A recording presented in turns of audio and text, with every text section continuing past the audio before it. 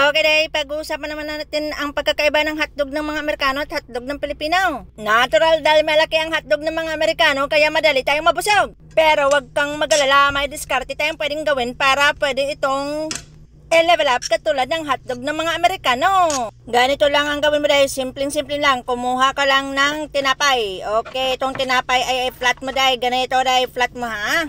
Ngayon dahil flat na siya, lagyan mo siya ng cheese. Okay, paglagay mo ng cheese dahil, lagyan mo siya ng hotdog. Ilagay mo yung maliit na hotdog ng mga Pilipino.